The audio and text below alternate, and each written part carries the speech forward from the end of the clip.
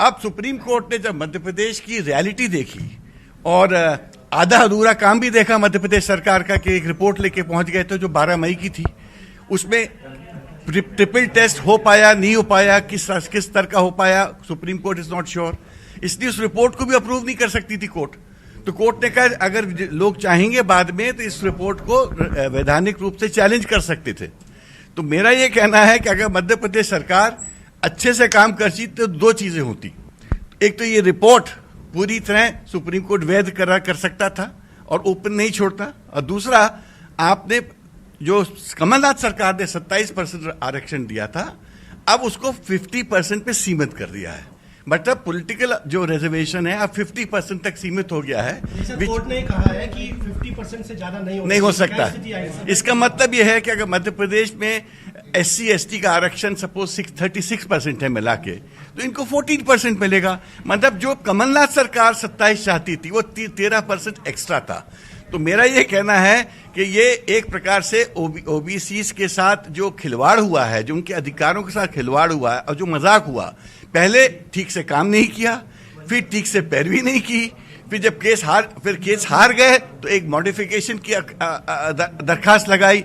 अब supreme court ने भी, मैं तो धन्यवाद देता हूं सुप्रीम कोर्ट को कि उन्होंने जो मध्य प्रदेश की रियलिटी समझी, उन्होंने सोचा कि बिना ओबीसी के आरक्षण के एक चुनाव कराना एक प्रकार से पॉलिटिकली बड़ा सीरियस सिचुएशन होती, और उसको समझते हुए उन्होंने वो आधी अधूरी जो तैयारी थी उसको प्राइमा फेसाई एक्सेप्ट करके बोला अच्छा भाई इसको बाद में वैधानिक रूप से चाहो तो चैलेंज कर लेना, मगर आज चुनाव 50% के अंतर्गत होने दो।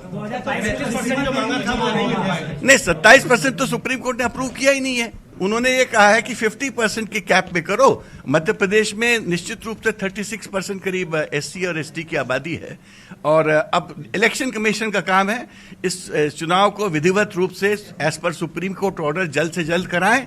और अब आप देखोगे पहली बार ओबीसी वर्ग खुल के कांग्रेस के साथ आएगा कि उसको ये समझ गया है कि कांग्रेस उनका पक्षधर है, बीजेपी उनके पक्षधर नहीं है। बीजेपी तो सरकार की बड़ी कामयाबी इसको बता रही है, कांग्रेस का क्या? नहीं, ये सरकार की कामयाबी नहीं है, ये सुप्रीम कोर्ट की कामयाबी है और ओबीसी वर्ग की कामयाबी है। ये कुछ सरकार तो केस हार गई थी 3 दिन पहले। वो तो रिव्यू पिटीशन में सुप्रीम कोर्ट ने जो एक दृश्य देखा मध्य प्रदेश का और जो आधा अधूरा इनका काम देखा, उसको बेसिस बना के एक प्रकार से मध्य प्रदेश की जनता और ओबीसी जनता को राहत दिया, जिसके लिए मैं सुप्रीम कोर्ट को बहुत धन्यवाद देता हूं। कांग्रेस का क्या स्टैंड रहेगा?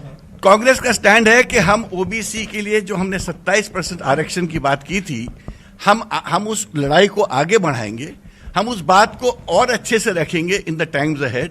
हम उस बात पे सहमत, और इसलिए पार्टी ने पहले ही डिसाइड कर लिया है कि 27% मिनिमम लोगों को, ओबीसी लोग कैंडिडेट्स को हम लोग टिकट वैसे भी देंगे।